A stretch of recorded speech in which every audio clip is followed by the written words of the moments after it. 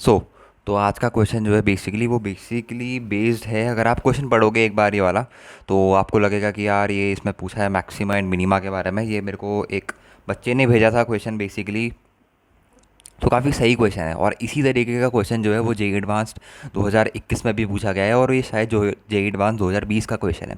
अब इन तरीके के क्वेश्चन में क्या होता है पता है, बेसिकली जेई एडवांस आपसे वो चीज़ करवाना चाहता है जो एक्चुअल सोल्यूशन में रिक्वायर्ड नहीं होती है। जैसे यहाँ पर एक फंक्शन दे रखा है इसने, f of theta is equals to sine theta plus cos theta power 2 plus sine theta minus cos theta power 4, और इसकी लोकल मैक्सिमा या फिर लोकल मिनिमा के बारे में कुछ कुछ डिस्कशन कर रखा है क्वेश्चन में। अब इस तरीके के क्वेश्चन जो होते हैं वो बेसिकली इस तरीके के क्वेश्चन आपको भटकाने के लिए होते हैं कि बच्चा जाए, इसको थोड़ा सा मैनिपुलेट करे, उसके बाद इसका एक बार डिफरेंशिएट करे, क्रिटिकल पॉइंट्स निकाले, डबल डिफरेंशिएट करे, वहाँ से लोकल मैक्सिमा लोकल मिनिमा निकाले, बच्चे का टाइम बर्बाद हो, कैलकुलेशन टफ पड़े, और बच्चे का कॉन्फिडेंस डाउन हो, और जेई एडवांस बच्चा अपना ख़राब करे। मैंने जो जेई एडवांस 2021 का भी क्वेश्चन डिस्कस करा था मैक्सिमा और मिनिमा के बारे में, तो वहाँ पर भी आपसे एक चीज़ समझाई थी कि वो एक्चुअल में आपको नहीं चाहता कि आप इतने बड़े फंक्शन को डबल डिफरेंशिएट करो फिर जाके उसका मैक्सिमम मिनिमम निकालो। वहीं थोड़ी सी जो अपनी शॉर्ट ट्रिक्स होती हैं मैक्सिमम मिनिमा निकालने की, जैसे अपने पास एक क्वाड्रेटिक इक्वेशन निकल के आ जाती है, तो उसका मैक्सिमम मिनिमा कैसे निकालते हो आप? उसको परफेक्ट स्क्वायर बनाते हो उस फंक्शन को, और परफेक्ट स्क्वायर बनाती है उसका मैक्सिमम या फिर मिनिमम आप इजीली क्या कर सकते हो, फाइंड आउट कर सकते हो। ठीक है, ओके। तो उसी कुछ तरीके का कंसेप्ट आपको यहाँ पर लगाना है। सिमिलरली जैसे अपन ने जे एडवांस 2021 वाला प्रॉब्लम सॉल्व करा था, उस पर अपन ने क्या करा था, बेसिकली मैक्सिमम मिनिमा नहीं निकाला, अपन ने बस क्रिटिकल पॉइंट्स निकाले जहाँ पर पॉजिटिव से नेगेटिव जा रहा है, वहाँ पर मैक्सिमा, जहाँ पर नेगेटिव से पॉजिटिव जा रहा है वहाँ पर क्या होगा, अपने पास मिनिमा होगा। बस इतना सा की कंसेप्ट अपन को हमेशा याद रखना होता है। तो वो चीज़ें नहीं करनी है जो एक्चुअल क्वेश्चन ने पूछी है, just a little bit of different. ठीक है, क्योंकि जे सब बच्चे वही करेंगे मैक्सिमम मिनिमा, क्योंकि इतने बड़े फंक्शन को डिफरेंशिएट करना दैट इज़ प्रैक्टिकली इम्पॉसिबल। सो क्या करना है आपको, आगे क्वेश्चन में डिस्कस करते हैं। तो सबसे पहले जो आपको ये फंक्शन दे रखा है, यहाँ पर अगर मैं फंक्शन लिखूँ तो अपन को जो फंक्शन दे रखा है f of theta is equals to, वो दे रखा है अपने पास, यहाँ पर लिख रखा है sine of theta plus cos of theta का होल स्क्वायर, प्लस यहाँ पर लिख रखा है साइन ऑफ थीटा माइनस यहाँ पर लिख रखा है कॉस ऑफ थीटा की पावर 4। क्योंकि जे एडवांस में हमेशा ऐसा होता है जो चीज़ आपसे पूछी हुई है ना उसके अपोजिट काम करना पड़ता है। मतलब उस तरफ अपने को जाना ही नहीं है भाई साहब, उस तरफ अपने को काम ही नहीं करना, क्योंकि वो चीज़ अपने से पूछी ही नहीं गई है। तो यहाँ पर ये चीज़ देखिए, पहले इसको थोड़ा सा छोटा करने की कोशिश करते हैं। छोटा किस सेंस में, जैसे इसका परफेक्ट स्क्वायर खोल देते हैं। तो परफेक्ट स्क्वायर अगर इस चीज़ का खोलोगे, या फिर अभी रुक जाओ, इसका परफेक्ट स्क्वायर बाद में खोलेंगे, पहले अपन इसको दो पार्ट में डिवाइड कर लेते हैं। यहाँ पर आ जाएगा कॉस थीटा का होल स्क्वायर, प्लस यहाँ पर पावर 4 दे रही है, तो मैं चाहता हूँ कि मेरे को थोड़ी सी कैलकुलेशन में लिटिल बिट ऑफ हेल्प हो। तो पावर 4 ना खोलने की वजह इसका स्क्वायर और एक और स्क्वायर अलग अलग खोल लेते हैं, फिर पावर 4 कर लेंगे ताकि चीज़ें अपने को थोड़ी सी क्लियर आउट हो जाएं। तो जो मेरे पास एफ ऑफ थीटा निकल के आ गया, बेसिकली अगर आप ये वाली पावर खोलोगे तो ये वाली चीज़ खोलने के बाद sine square theta plus cos square theta that will become 1, तो उसकी जगह 1 लिख दिया, प्लस टू टाइम्स ऑफ मेरे पास जो बन जाएगा, टू टाइम्स ऑफ मेरे पास बन जाएगा sine of theta into cos of theta. बिल्कुल ही बेसिक। सिमिलरली यहाँ पर क्या बन जाएगा, यहाँ पर बन जाएगा sine square theta plus cos square theta that will become 1, minus यहाँ पर बन जाएगा to times of sine of theta into यहाँ पर बन जाएगा कॉस ऑफ थीटा, और इसका मेरे पास होल स्क्वायर होगा, क्योंकि ये वाली टर्म को आप इससे मल्टीप्लाई करोगे तो that will become whole square.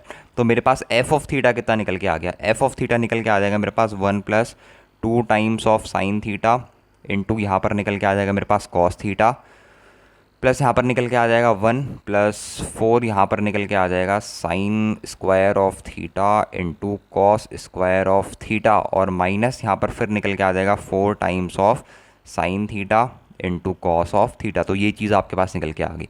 अब थोड़ा सा एफ ऑफ थीटा को ध्यान से देखोगे तो 1 1 दो बार आ रहा है, तो वो 2 बन जाएगा। खैर, यहाँ पर जो ये वाली पर्टिकुलर चीज़ दिखी है आपके पास, कौन सी वाली चीज़, ये वाली जो पर्टिकुलर चीज़ दिखी है, ये मेरे पास क्या बन रही है, ये मेरे पास बन रही है ये चीज़ क्या, two sine theta into cos of theta का होल स्क्वायर, यानी कि इसे मैं लिख सकता हूँ साइन 2 थीटा का होल स्क्वायर। तो पहली टर्म मेरे पास जो बन रही है वो बन रही है साइन 2 थीटा का होल स्क्वायर, और माइनस ये 2 sign theta cos theta 4 sign theta cos theta. एक तरीके से ये बन जाएगा आपके पास 2 साइन टू थीटा माइनस, अगर आप इन दोनों को सब्ट्रैक्ट करोगे तो आपके पास बन जाएगा minus two sine theta cos theta, और minus two sine theta cos theta मेरे पास कितना होता है, वो होता है मेरे पास minus sine two theta plus का टू। अब ये वाली चीज़ को अगर अपन बहुत ध्यान से देखें, आपको उसके बाद इसको डिफरेंशिएट करने या फिर कोई और चीज़ें करनी नहीं आनी। ये अपने पास बेसिकली क्या बन गई है, एक क्वाड्रेटिक टाइप की बन गई है। अगर आप साइन टू थीटा को टी पुट करके भी कर सकते हो, टी पुट करोगे तो T square minus T plus two form की क्वाड्रेटिक इक्वेशन बन गई है, जिसकी मिनिमम वैल्यू आपको निकालनी है। तो just for the sake of convenience minimum value निकालने के लिए आपको क्या करना होता है, किसी भी क्वाड्रेटिक इक्वेशन को परफेक्ट स्क्वायर में कन्वर्ट करना होता है। अब परफेक्ट स्क्वायर में कन्वर्ट करने के लिए ये तो बहुत अच्छी सी चीज़ है अपने पास। अगर एफ थीटा मिनिमम अपन को निकालना है तो इसका मिनिमम स्क्वायर कितना होगा, यहाँ पर आ जाएगा sine square two times of theta minus यहाँ पर आ जाएगा sine of two theta plus यहाँ पर आ जाएगा मेरे पास 1/4 प्लस 2, और यहाँ पर सब्ट्रैक्ट कर देंगे अपन 1/4 माइनस और 1/4 सब्ट्रैक्ट ऐड और सब्ट्रैक्ट कर देंगे। तो एफ थीटा मिनिमम जो आ गया मेरे पास वो कितना निकल के आ गया, वो निकल के आ गया sine of two theta plus, sorry बीच में नेगेटिव आएगा, sine of two theta minus 1/2 का होल स्क्वायर, और ये वाली जो चीज़ बन जाएगी अपने पास, ये बन जाएगी प्लस का 7/4। तो ये बन गई अपने पास क्वाड्रेटिक। अब देखते हैं क्वेश्चन में अपन से क्या पूछा है। अपन से पूछा है suppose that the function f has a local minimum. Local minimum पर ध्यान मत दो, that is basically the minimum value. Minimum में जो सबका बॉस होता है that is called local minimum. Similarly maximum में जो सबका बॉस होता है that is known as local maximum. ठीक है, लोकल मिनिमम लोकल मैक्सिमम में बिल्कुल ध्यान नहीं देना। F as a local minimum at theta precisely theta belongs to this, तो अपन को इसकी एक तरीके से मिनिमम वैल्यू ही निकालनी है। तो ये एफ ऑफ थीटा मिनिमम कब होगा, ये मिनिमम तभी होगा अपने पास भैया जब ये वाली चीज़ क्या हो जाएगी अपने पास, जीरो हो जाएगी। तो इस वाली चीज़ को उठा के अपन क्या कर देते हैं, sine of two theta minus का 1/2 इज इक्वल्स टू जीरो। तो भैया ये जीरो कब होगा, जब साइन ऑफ टू थीटा की वैल्यू किसके बराबर होगी, 1/2 के बराबर होगी। ठीक है, पर एक चीज़ अगर आप क्वेश्चन में ध्यान से देखोगे, जो अपने को फंक्शन का डोमेन दे रखा है that is from 0 to pi, that is a restricted domain. तो अगर अपने को जो थीटा दे रखा है, अगर अपने को थीटा दे रखा है 0 से लेके पाई, तो अपना टू थीटा कहाँ से कहाँ बिलोंग करेगा भैया, टू थीटा बिलोंग करेगा 0 से लेके 2 पाई तक। तो 0 से लेके 2 पाई तक अगर टू थीटा बिलोंग करेगा, तो 0 से लेके 2 पाई तक वो किन किन वैल्यूज़ में मेरे पास साइन थीटा 1/2 होता है। तो मेरे पास two theta is equals to कौन कौन सी ऐसी वैल्यूज़ हैं जहाँ पर ये वाली चीज़ कंडीशन सेटिस्फाइड हो रही होगी। तो साइन टू थीटा 1/2 कहाँ पर होगा, एक मेरे पास साइन टू थीटा 1/2 होगा π/6 पे, और एक मेरा होता है 5 π/6 में, क्योंकि 0 से लेके 2 पाई तक की बात करनी है तो अपन इतनी ही चीज़ें डिस्कस करेंगे। और मेरा थीटा जो निकल के आ गया वो निकल के आ गया π/12 5 π/12। तो सिर्फ ऐसी दो ही थीटा निकल के आ रही हैं, या फिर दो ही थीटा की वैल्यूज़ निकल के आ रही हैं जिसके लिए ये जो फंक्शन होगा एफ ऑफ थीटा ये लोकल मिनिमम होगा। तो 2 पॉइंट्स ऑफ लोकल मिनिमा हमारे निकल के आ गई, यानी कि थीटा की दो वैल्यू निकल के आ गई। अब जो लैम्डा 1 पाई लैम्डा आर पाई तक दे रखा है बेसिकली दैट इज़, अगर आप थोड़ा ध्यान से देखोगे तो π/12 जो हो गया वो मेरे पास हो गया बेसिकली लैम्डा 1 पाई, और 5 π/12 जो है मेरे पास वो है मेरे पास लैम्डा 2 पाई। तो लैम्डा 1 पाई लैम्डा 2 पाई, तो लैम्डा 1 और लैम्डा 2 की वैल्यू निकाल लो बेसिकली यहाँ से। तो लैम्डा 1 प्लस लैम्डा 2 की वैल्यू निकालनी है। लैम्डा आर तक अपने पास चीज़ें नहीं आ रही है तो that is okay. Lambda 1 plus lambda 2 की वैल्यू कितनी आ जाएगी, लैम्डा 1 आ गया π/12, लैम्डा 1 लैम्डा 1 π/12 नहीं आएगा, लैम्डा 1 आएगा 1/12। तो यहाँ पर आ जाएगा 1/12 प्लस 5/12, तो उसकी वैल्यू आ गई मेरे पास 6/12 दैट इज़ 1/2। तो इसका डायरेक्टली जो आंसर आ जाएगा वो आ जाएगा 1/2। ये जो चीज़ें हैं ये फालतू है, लैम्डा 1 पाई लैम्डा 2 पाई लैम्डा 3 पाई इसलिए इसने दिया ताकि कई बार आपको जज करना चाहता है कि मतलब यार कहीं आपका कॉन्फिडेंस ब्रेक करना चाहता है।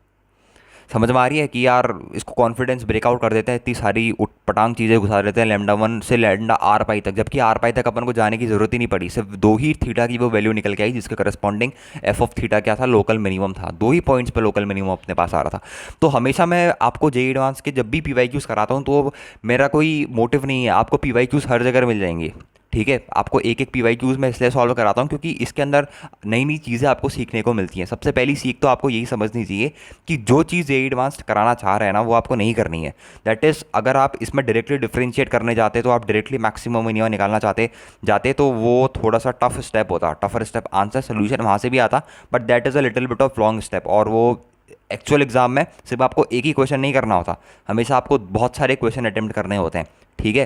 तो इस तरीके के क्वेश्चन पहले को में कई बच्चे ऐसे होंगे जिसने छोड़ दिया होगा, but that is not a point of view, आपको छोड़ना बिल्कुल भी नहीं है। But if you have a regular practice on trigonometry की ऐसी स्क्वायर वाली टर्म, पावर 4 वाले टर्म, बेसिक जब अपन ट्रिग्नोमेट्री पढ़ते हैं तो तब अपन इस चीज़ को मैनिपुलेट करना शुरू करते हैं। और जैसे ही ये वाली चीज़ आपको दिखी, ये वाली चीज़ हमेशा जैसी आपको दिखे, तो हमेशा आपको क्या करना है कि एक क्वाड्रेटिक इक्वेशन की मिनिमम और मैक्सिमम वैल्यू, जब अपन रेंज और डोमेन पढ़ते थे तब भी अपन इस चीज़ के बारे में पढ़ते थे कि क्वाड्रेटिक इक्वेशन की मैक्सिमम या फिर मिनिमम वैल्यू अपन कैसे निकालते हैं। तो ये क्वेश्चन को मैं कहूँगा कि ये क्वेश्चन मैक्सिमम मिनिमम या फिर कैलकुलस का है ही नहीं, this question is basically from the topic of trigonometry. यहाँ पर आपकी ट्रिग्नोमेट्री का जो प्रिसिवरेंस लेवल है वो जज करा गया कि बंदे को ट्रिग्नोमेट्री कितनी आ गई है, कितना मैनिपुलेट कर सकता है। तो मैक्सिमम मिनिमा तो इसलिए दे दिया कि यार डराने के लिए, लोकल मिनिमा लोकल मैक्सिमा तो इसलिए दे दिया डराने के लिए कि हाँ लोकल मिनिमा लोकल मैक्सिमा का कंसेप्ट इंट्रोड्यूस करा देते हैं ताकि बच्चा और डर जाए कैलकुलस के नाम से।